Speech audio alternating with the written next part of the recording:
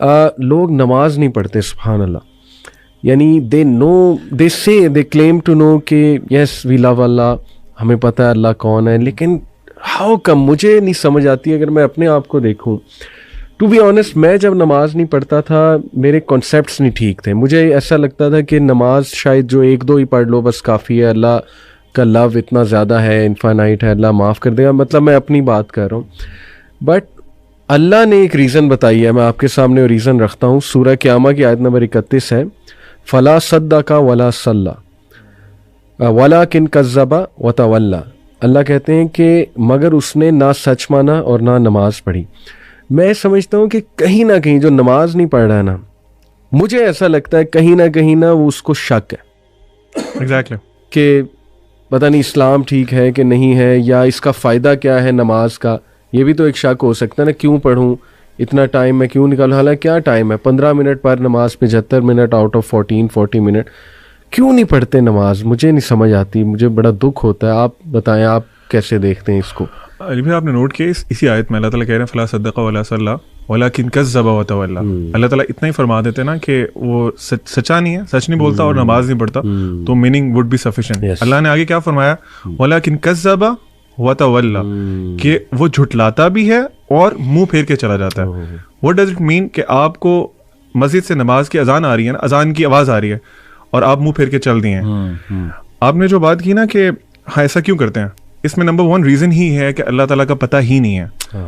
میں for example ایک company میں جاب کرتا ہوں, مجھے اپنے CEO کا پتہ ہے, اس کی اتھارٹیز پتہ ہے, وہ کیا کر سکتا ہے, وہ کیا کچھ نہیں کر سکتا.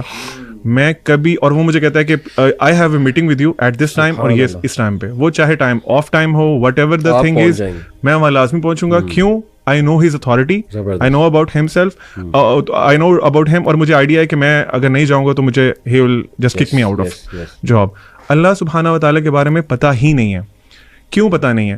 آپ نے جو ابھی بات کی تھی نا کہ ہم قرآن نہیں پڑھتے, پروفٹ صلی اللہ علیہ وسلم کی ایک بہت خوبصورت حدیث ہے, اس کے ایک پارٹ ہے, اس کا مفہوم یہ ہے کہ اللہ تعالیٰ جو قرآن ہے نا وہ اللہ تعالیٰ کی ایک رسی ہے, جو رسی ایک طرف سے اللہ کے ہاتھ میں ہے جیسے اس کی شان کو لائق ہے, اور دوسری طرف سے وہ ہمارے پاس موجود ہے. اللہ کے نبی صلی اللہ علیہ وسلم نے انسٹرکشن دی کہ ہولڈ آن ٹو اٹ, اگر تم اس کو مضبوطی سے پکڑ کے رکھو گے نا تو تم کبھی گمراہ نہیں ہوگے.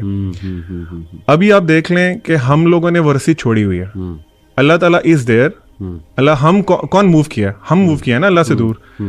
تو لیک آف نالج اباؤٹ اللہ سبحانہ و تعالیٰ, اپنے آپ کو قرآن سے ڈسٹینس کر لینا, کیونکہ قرآن انٹروڈیوسز یو ٹو اللہ سبحانہ و تعالیٰ. اگر آپ وہ نہیں کر رہے تو ڈیفینیٹلی آپ کو ڈاؤٹ ہے, آپ کو پتہ ہی نہیں ہے کہ آپ نے کس کی بات نہیں مان رہے, کس کی پکار پہ نماز نہیں پڑھ رہے. اینڈ نماز fixes a lot of your problems اگر اس کو صحیح طرح سے پڑھا جائے. Zeeshan, what do you think, why don't people pray? علی بھائی دیکھیں, اس کو نا دیکھنے کے 2 پرسپیکٹیوز ہیں. ایک بہت خوبصورتی سے آپ دونوں نے بتایا, یہ ہے اس کو آپ سمجھ سکتے ہیں ڈانٹ ڈپٹ کا طریقہ, یا پھر ایک خوف والا پہلو غالب رکھ کے. دوسرا پہلو آپ اس کو میں کوشش کروں گا سمجھانے سے اللہ تعالیٰ کے ایک نام سے, الوہاب سے. میں آپ کو مثال دیتا ہوں. آپ مجھے ایک چیز کہتے ہیں کرنے کو, اللہ نے بھی ہمیں کہا نماز پڑھنے کو, ٹھیک ہے, آپ نے فرض کریں مجھے کوئی چیز کہا کہ بھئی یہ کرو, اچھا 2 وجوہات ہو سکتی ہیں کہ میں وہ ایک کام کروں. آپ نے جو مجھے کہا, ایک تو یہ ہے کہ مجھے آپ سے ڈر ہے اور آپ کا خوف ہے, اور اس کے کانسیکوینسز ہیں جو کہ مجھے فیس کرنے پڑیں گے, جس کا مجھے پتا ہو, وچ از ون آف دا ویز کہ ہم وہ کام کر سکتے ہیں. اچھا دوسرا یہ بھی ہو سکتا ہے کہ مجھے پتہ نہ ہو اور بعد میں پتہ لگے کہ آپ نے میری کتنی چیزوں کا خیال رکھا ہوا ہے. صحیح. مثلاً میری فار ایگزامپل جاب نیچر اس طرح کی ہے کہ مجھے باہر جانا پڑتا ہے شہر سے, مجھے پتہ ہی نہیں ہے, اور آپ جو ہے نا, میں یہ سمجھتا ہوں کہ میرے گھر پہ ساز و سامان کوئی اور لے کے آتا ہے, لیکن مجھے بعد میں پتہ لگتا ہے کہ یہ جتنی چیزیں دے رہے ہیں یہ آپ دے رہے ہیں. میرے دل میں کیا جذبات پیدا ہوں گے مجھے بتائیں؟ شکر گزاری کے جذبات پیدا ہوں گے, بالکل ہوں گے. آپ اس اعتبار سے واہب ہیں, عربی میں واہب کہتے ہیں گیور کو. اللہ کا نام ہے الوہاب, یہ سپرلیٹو فارم ہے جس کا مطلب ہے کہ دینے میں بہت زیادہ. بالکل صحیح. اچھا کیا دینے میں بہت زیادہ؟ علماء کہتے ہیں تحفے تحائف دینے میں بہت زیادہ, برکات دینے میں بہت زیادہ, فوائد دینے میں بہت زیادہ. اور علماء نے یہ بات بھی سمجھائی کہ اللہ نے یہاں پہ انٹینسو فارم کیوں یوز کی, کیونکہ اللہ تعالیٰ کیا کبھی کبھی دیتا ہے, نہیں ہر وقت دیتا رہتا ہے, ٹھیک ہے. دوسرا, کیا اللہ تعالیٰ ایک چیز دیتا ہے؟ نہیں, ورائٹی آف تھنگس دیتا ہے. تیسرا, اللہ تعالیٰ intentionally intentional giving in amounts that go beyond the necessary and expected.